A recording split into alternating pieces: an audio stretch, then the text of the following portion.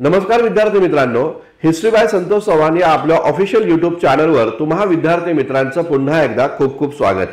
आज मित्रांनो पाहणार आहोत आपण ताम्रपाषाण आणि महापाषाण संस्कृती आणि त्या संस्कृतीशी संबंधित महत्त्वाचं सेशन। लक्षात घ्या, जेव्हा इंडस व्हॅली सिव्हिलायझेशन भारतामध्ये अस्तित्वात होतं त्याच काळामध्ये त्यालाच समकालीन एक संस्कृती उदयास आली उत्तर भारतात खास करून। तर त्या संस्कृतीला आपण ताम्रपाषाण संस्कृती या ठिकाणी म्हणतो आणि दक्षिण भारतामध्ये जी संस्कृती अस्तित्वात आली तिला आपण महापाषाण संस्कृती असं या ठिकाणी म्हणतो। आपल्याला हा मुद्दा माहिती असणं गरजेचं आहे की इंडस व्हॅलीमध्ये जी शहरं या ठिकाणी सापडली त्या शहरांवरून आपण हे म्हणू शकतो की भारताचं पहिलं नागरीकरण हे सिंधू संस्कृतीच्या खोऱ्यांमध्ये वसलेलं होतं। म्हणजेच काय, तर सिंधू संस्कृती जी आम्ही पाहिलं तर ते एक भारताच्या या ठिकाणी शहरी संस्कृती होती, तर त्यालाच या ठिकाणी समकालीन असणारी ताम्रपाषाण संस्कृती ही ग्रामीण संस्कृती होती। हा मुद्दा या ठिकाणी लक्षात घ्या। इथं मोठ्या प्रमाणावर तांब हा धातू सापडत होता आणि तांब या धातूचा उपयोग हा या ठिकाणी मनुष्य आपल्या दैनंदिन जीवनामध्ये या ठिकाणी करताना एकंदरीत दिसतं।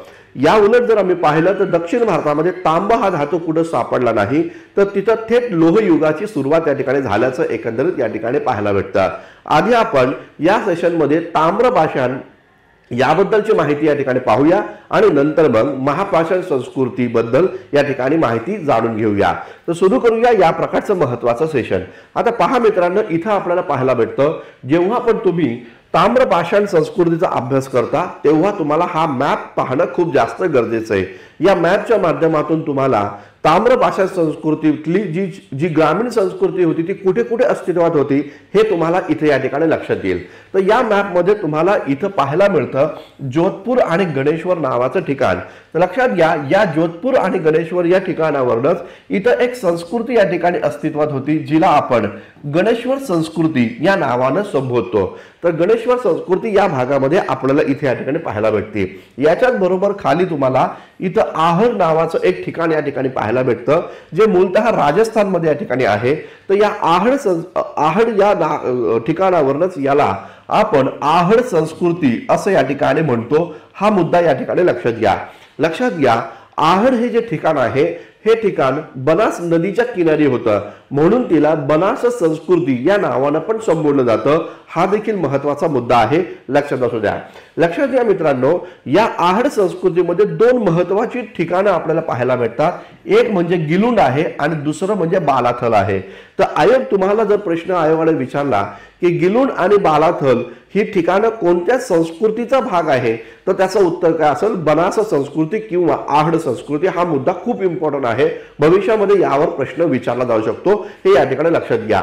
त्याच्या खाली जर आम्ही पाहिलं तर इथं तुम्हाला या ठिकाणी कायत नावाचं ठिकाण दिसतं। त्या ठिकाणावरनं इथं आपल्याला पाहायला भेटतं की हो, इथं कायत नावाची संस्कृती या ठिकाणी अस्तित्वात होती। हा मुद्दा या ठिकाणी लक्षात घ्या। पुढे जर आम्ही या ठिकाणी पाहिलं तर पहा, इथं नावाडा टोली आणि त्याचबरोबर एरण हे ठिकाण पाहायला भेटतात। तर या नावाडा टोली आणि एरण या भागामध्ये आपल्याला इथं माळवा संस्कृती जी आहे तर ती माळवा प्रांतामध्ये माळवा संस्कृती आपल्याला पाहायला भेटते। नीट लक्षात घ्या, माळवा संस्कृती अंतर्गत नावाडा टोली त्याचबरोबर एरण, सागर नागदा यांसारखी महत्त्वाची ठिकाणे या ठिकाणी पाहायला भेटतात। तर मी काय म्हटलो ते नीट समजून घ्या। काय तर माळवा संस्कृतीमध्ये आपल्याला या ठिकाणी नावाडा टोली, एरण त्याचबरोबर सागर आणि नागदा या प्रकारची ठिकाणं इथं आपल्याला या ठिकाणी पाहायला मिळतात। तर ही जी ठिकाणं होती ही या ठिकाणी माळवा संस्कृतीचा भाग आहे। हा मुद्दा या ठिकाणी लक्षात घ्या मित्रांनो, आपल्याला नावाडा टोली या भागामध्ये एक चषक सापडलेला आहे। चषक म्हणजे काय, ते एक प्रकारचा तो एक ट्रॉफी सारखं एक भांड तिथे या ठिकाणी मिळालेलं आहे। तर तो मुद्दा या ठिकाणी लक्षात असू द्या, ते नावाडा टोली इथं या ठिकाणी आहे। तर हा मुद्दा या ठिकाणी लक्षात घ्या।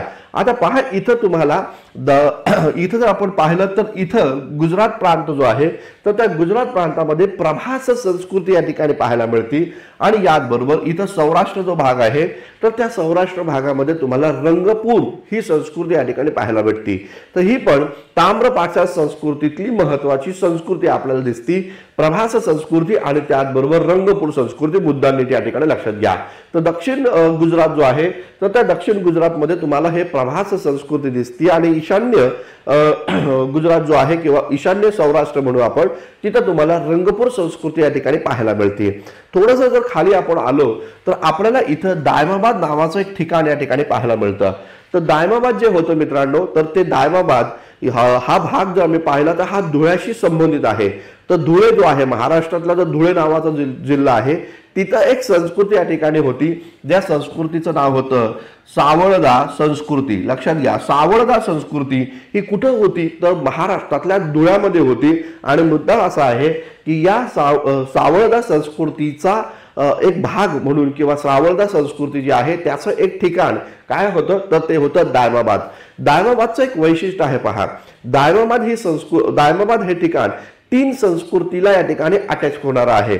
त्यापैकी एक म्हणजे माळवा संस्कृतीचा पण भाग होता दायमाबाद, त्याचबरोबर साळवदा संस्कृतीचा पण भाग होता दायमाबाद आणि महाराष्ट्रातले खास करून अहमदनगर या भागामध्ये उदयास आलेल्या जोरवे संस्कृतीचा पण भाग होता दायमाबाद। दायमाबादचं आणखीन एक वैशिष्ट्य या ठिकाणी आहे, तर दायमाबाद हे या संस्कृतीतलं सर्वात मोठं ठिकाण आपल्याला या ठिकाणी पाहायला भेटतं। म्हणजे आकारानं विस्तारानं सर्वात मोठं ठिकाण काय आहे तर ते दायमाबाद आहे, हा मुद्दा या ठिकाणी लक्षात घ्या। दायमाबाद मध्ये एक मातीचा कुंभ देखील तुम्हाला या ठिकाणी पाहायला मिळतो, ज्या मातीच्या कुंभ्यावर किंवा माठ म्हणू आपण त्याला, तर त्या मातीच्या कुंभ्यावर विविध प्रकारचे नक्षीकाम देखील आपल्याला या ठिकाणी पाहायला मिळते। तर इथं लक्षात घ्या, जोरवे नावाचं ठिकाण तुम्हाला इथं पाहायला मिळत असेल, तर या अहमदनगर या भागामध्ये जोरवे संस्कृती जी आहे ही जोरवे संस्कृती या काळामध्ये उदयास आलेली होती असं एकंदरीत दिसून येतं। महाराष्ट्रातल्या अहमदनगर, पुण्याच्या जवळ अहमदनगर जे ठिकाण आहे तर त्या भागामध्ये ही संस्कृती जोरवे संस्कृती आपल्याला इथे या ठिकाणी पाहायला मिळते। तर हा मुद्दा या ठिकाणी लक्षात घ्या। आता पहा, या जोरवे संस्कृतीच्या अंतर्गत इनामगाव नावाचं एक ठिकाण आपल्याला दिसतं। इनामगाव या ठिकाणी आहे आणि याच्या वरती इनामगावच्या वरती नेवासे हे ठिकाण आपल्याला पाहायला भेटतं। तर इनामगाव आणि नेवासा हे महत्वाचे भाग हे जोरवा संस्कृतीचे आहेत, हा मुद्दा या ठिकाणी लक्षात घ्या। इनामगावचं इम्पॉर्टंट काय आहे तर इनामगावमध्ये असं एक घर सापडलं, जे घर त्या गावातलं सर्वात मोठं घर होतं आणि विशेष म्हणजे लक्षात घ्या, त्या घराला एकूण 5 खोल्या होत्या आणि त्या घरामधली एक खोली ही धान्य गोदामांसाठी देखील या ठिकाणी राखीव ठेवली गेली होती। विशेष म्हणजे काय, इनामगावचं आपल्याला आणखीन एक वैशिष्ट्य पाहायला मिळतं की विद्वानांनी असा निष्कर्ष लावला की इनामगाव हे जे ठिकाण आहे ते तिथं जे काही घर सापडलं 5 खोल्यांचं, तर ते गावातल्या प्रमुखाचं घर असलं पाहिजे। आणि जेव्हा इनामगावचं उत्खनन या ठिकाणी करण्यात आलं तेव्हा त्या उत्खनन केल्यानंतर त्या घराच्या अंगणामध्ये मानवाचे सांगणे सापडलेले आहेत, म्हणजे माणसाला तिथं पुरून ठेवलेलं होतं, तर त्यांचे अवशेष इथं सापडले। म्हणजे याचा अर्थ काय तर या काळामध्ये अशी एक परंपरा होती की घरातला जर प्रमुख व्यक्तीचं निधन झालं तर त्या व्यक्तीला त्याच्या घरातच अंगणातच या ठिकाणी तिथं त्याचं प्रेत या ठिकाणी पुरलं जायचं, अशा प्रकारचं आपल्याला या ठिकाणी पाहायला भेटतं। इनामगाव जर आपण दुसरं वैशिष्ट्य पाहिलं तर या इनामगावमध्ये आपल्याला या ठिकाणी जलसिंचनासाठी देखील काही सुविधा निर्माण केल्या होत्या, याची पण माहिती इथे या ठिकाणी पाहायला मिळते। तर हे खूप इम्पॉर्टंट आहे। बघा, आता ताम्रपाषाण संस्कृतीमधले हे महत्वाची ठिकाणं आपण अभ्यासणं खूप जास्त गरजेचं आहे। याचबरोबर ताम्रपाषाण संस्कृतीच्या सोबतच या काळामध्ये निर्माण झालेल्या विविध प्रकारच्या मातीच्या भांड्यांच्या अनुषंगानं ज्या संस्कृती आल्या तर त्या पण आपल्याला अभ्यास करायच्या आहेत। जसं की गेरवा रंगाचं जे आहे मातीचं भांड या ठिकाणी निर्माण करण्यात आलं, काळ्या रंगाची मातीची भांडी बनवली गेली, त्याच्यावर लाल रंगाचं नक्षीकाम करण्यात आलं। तर अशा प्रकारच्या भांड्यांचा पण आपल्याला अभ्यास इथं या ठिकाणी करणं खूप जास्त गरजेचं आहे। ताम्रपाषाण संस्कृतीवर डिटेल चर्चा केल्यानंतर आता आपण महापाषाण संस्कृतीवर या ठिकाणी चर्चा करूया। राज्यसेवा पूर्व परीक्षेला या महापाषाण संस्कृतीवर एकदा प्रश्न विचारला गेला होता। यूपीएससीने देखील बराच वेळा महापाषाण संस्कृतीवर या ठिकाणी प्रश्न विचारले गेले। आता लक्षात घ्या, ही संस्कृती ही कुठे अस्तित्वात होती तर खास करून दक्षिण भारत जो आहे तर त्या दक्षिण भारतामध्ये ही संस्कृती आपल्याला या ठिकाणी पाहायला मिळते। या संस्कृतीचं वैशिष्ट्य असं राहिलं की या संस्कृतीत पाहायला असं भेटतं की मनुष्य या ठिकाणी मृत झाल्यानंतर त्याला गाडलं गेलं आणि त्याला गाडल्या गेल्यानंतर त्याच्या अवतीभोवती अशा प्रकारचे मोठमोठी दगड जी आहे ही इथं या ठिकाणी लावण्यात आलेली आहे, रचण्यात आलेली आहे असं एकंदरीत दिसतं. म्हणजे मनुष्य मृत झाल्यानंतर त्याचं शरीर इथं गाडलं गेलं आणि त्याच्या अवतीभोवती मोठमोठी दगड या ठिकाणी रचली गेली. याचमुळे याला महापाषाण असं या ठिकाणी संबोधलं जातं. हा मुद्दा या ठिकाणी लक्षात घ्या. तर इथं आपल्याला पाहायला भेटतं माणूस मृत झाल्यानंतर तिथं काळे आणि लाल रंगाची मातीची भांडी पण सापडली आणि ती म्हणजेच याचा अर्थ पाहायला भेटतं की इथं परलोकाची संकल्पना होती. म्हणजे मृत झालेला मनुष्य तो स्वर्गात जाईल किंवा नरकात जाईल तर त्याला या प्रकारे भांड्यांचा उपयोग त्याला तिथं या ठिकाणी करता यावा म्हणून भांडी तिथं पुरून ठेवली गेली होती. आणि विशेष म्हणजे इथल्या कबरींमध्ये आपल्याला पाहायला भेटतं की लोखंडाची अवजारं देखील या ठिकाणी सापडलेली आहेत. याचा अर्थ काय तर या भागामध्ये लोहयुगाची सुरुवात झाल्याचं देखील पाहायला भेटतं. आता पहा जनरली म्हटलं जातं की आर्य जेव्हा भारतामध्ये आले तेव्हाच भारतीयांना लोखंडाची ओळख या ठिकाणी झाली. मात्र तसं नाहीये मित्रांनो. आर्यांच्याही आधीच्या काळामध्ये भारतीयांना या ठिकाणी लोखंड काय होतं हे माहिती या ठिकाणी होतं. याचं कारण काय तर इथं दक्षिण भारतामध्ये महापाषाण संस्कृतीमध्ये हा कालखंड आर्यांच्या आगमनाच्या आधीचा कालखंड आहे आणि म्हणून मग या भागामध्ये आपण लोखंडाचे अवशेष पाहायला मिळतो. ज्याच्यामुळं आपण हे म्हणू शकतो की आर्यांमुळे लोखंड भारतीयांना समजलं. हा जो विचार आहे हा साफ चुकीचा आहे. आर्यांच्याही आधी भारताला लोखंड हे या ठिकाणी माहिती होतं. हा मुद्दा या ठिकाणी लक्षात घ्या.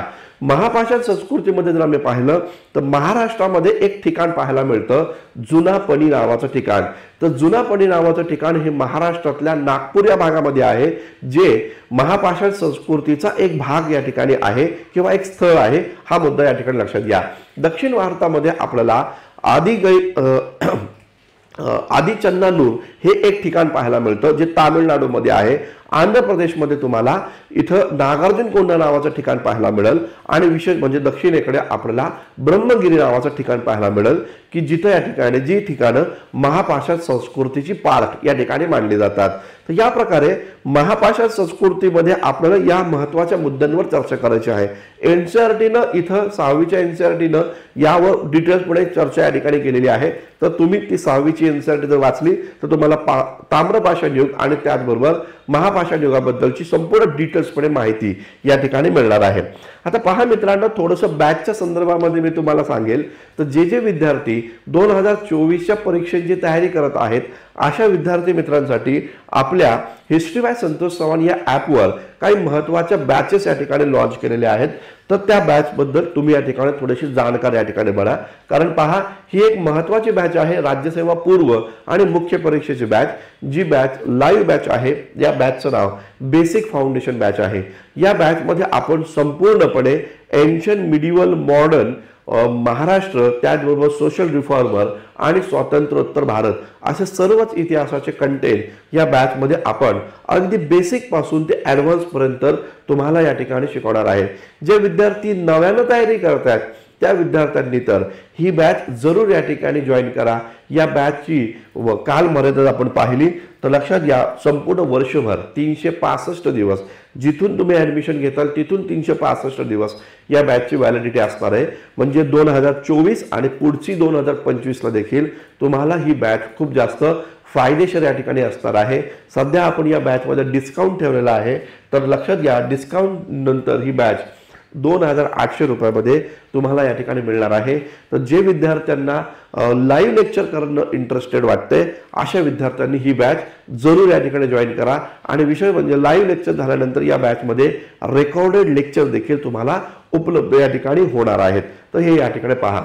समाज सुधारक हा जर कंटेंट जर पाहिला किंवा हा टॉपिक जर पाहिला तर सर्वच स्पर्धा परीक्षांसाठी अत्यंत महत्त्वाचा भाग आहे समाज सुधारक. तर या समाज सुधारकांची ही पण बॅच ऑनलाईन बॅच आहे आपल्याकडे. यामध्ये जवळपास 32 समाज सुधारक ऑलरेडी रेकॉर्ड झालेले आहेत. 4-5 समाज सुधारक रेकॉर्ड करायचे तर ते होतीलच. तर तुम्ही ही बॅच देखील या ठिकाणी जॉईन करू शकता. 650 रुपयाला ही बॅच तुम्हाला या ठिकाणी मिळणार आहे. तर जे विद्यार्थी स्पर्धा परीक्षेची तयारी करतात अशा सर्व विद्यार्थ्यांना रिक्वेस्ट आहे की ही जी लेक्चर सिरीज आहे आपली स्वातंत्र्य प्राचीन भारताच्या इतिहासापासून स्वातंत्र्योत्तर भारतापर्यंतचा इतिहास एक रूपरेखेच्या स्वरूपामध्ये अभ्यासायचा, तर त्यांनी हे लेक्चर सिरीज जरूर या ठिकाणी जॉईन करा. तुमच्या मित्रांना देखील सांगा. आणि परीक्षा देणारे जे विद्यार्थी नव्यानं तयारी करत आहे त्यांना जी बॅच या ठिकाणी हवी आहे ती बॅच आपल्या हिस्ट्री बाय संतोष चव्हाण या ॲप्लिकेशनवर जाऊन ती बॅच तुम्ही या ठिकाणी जॉईन करू शकता. तर मित्रांनो, थांबूया आपण. लेक्चर संपण्यापूर्वी आपल्या यूट्यूब चॅनलला सबस्क्राईब करा, लाईक करा आणि लेक्चरमध्ये कमेंट्स देखील या ठिकाणी करा. धन्यवाद. Thank you very much.